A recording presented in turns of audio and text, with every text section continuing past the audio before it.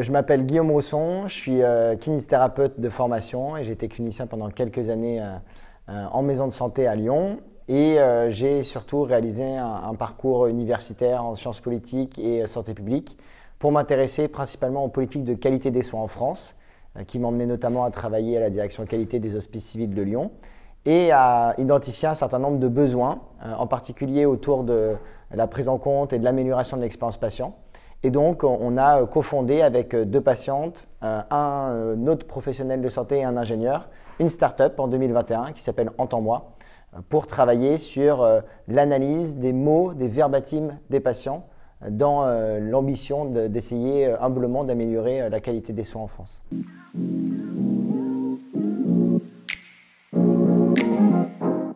Pourquoi on a lancé l'entreprise? C'est parce qu'on avait 9 établissements de santé qui nous ont fait confiance pour co-construire avec nous le produit qui maintenant est commercialisé en France, qui s'appelle Verbatim Care. Et avec eux, on a donc travaillé entre la fin de l'année 2021 et l'été 2022 pour co-construire l'ensemble des différentes briques nécessaires à ce produit. Et donc maintenant, quand on met en place donc non pas un projet, mais le déploiement de ce produit, ça se passe généralement avec les directions qualité en priorité et aussi avec ceux qui sont en charge quelquefois de l'expérience patient quand il y en a, pour mettre en place toutes les différentes parties finalement qui vont du recueil jusqu'à la diffusion de l'expérience patient auprès des professionnels et de terrain et administratifs. Donc finalement, on va recueillir l'expérience patient, mais avant tout centraliser toutes les données qui vont exister sur l'expérience patient dans l'établissement. En particulier, comme je l'ai dit, les données de verbatim, c'est-à-dire les mots des patients. Après, on va les analyser avec du traitement automatique du langage. Et donc ça, c'est aussi des algorithmes qu'on a co-construits nous en interne, en partenariat patient, professionnel et avec les établissements. Et puis enfin, on va insérer ces analyses en temps réel dans des tableaux de bord. Et donc, le rendu final, c'est des tableaux de bord pour les cadres de santé, les chefs de service, les ingénieurs qualité et aussi les directions, opérations, qualité, direction générale, dans l'objectif qu'ils puissent finalement prendre des décisions à partir du retour et de l'expérience des patients.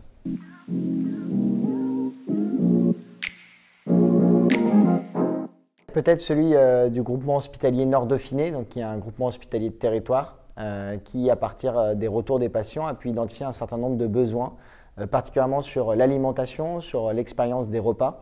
Et dans leur cas, ça a été notamment sur la chirurgie ambulatoire, sur l'ambulatoire, où finalement, vu que normalement on ne prend pas de repas en ambulatoire, ce n'est pas obligatoirement une expérience à laquelle on réfléchit.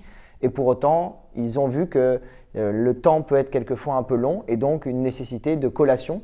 Et on peut se dire que c'est quelque chose de très superficiel, c'est juste de prendre une collation pendant un séjour hospitalier. Mais en fait non, ça peut avoir un impact hyper important sur la fatigue des personnes par exemple, et donc sur leur capacité à bien écouter ce qui va leur être proposé et même tout simplement être en forme pour subir une chirurgie par exemple. Donc une expérience qui peut avoir un impact aussi sur les résultats de santé, sur la sécurité des soins et le reste.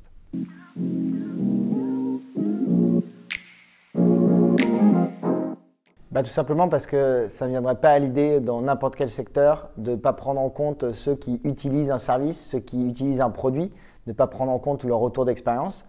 En santé, c'est encore assez nouveau, mais pour autant, à chaque fois qu'on en parle, ça paraît extrêmement cohérent. Mais donc maintenant, il faut le faire et surtout, il faut le faire de la bonne manière.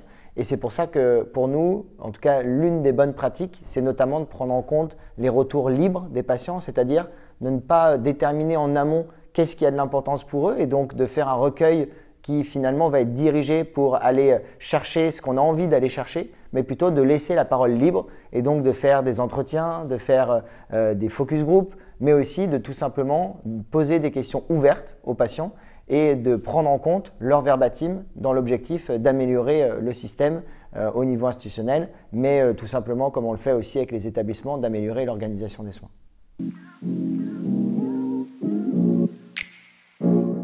Essayons de travailler non pas que pour les patients, mais avec et pour les patients.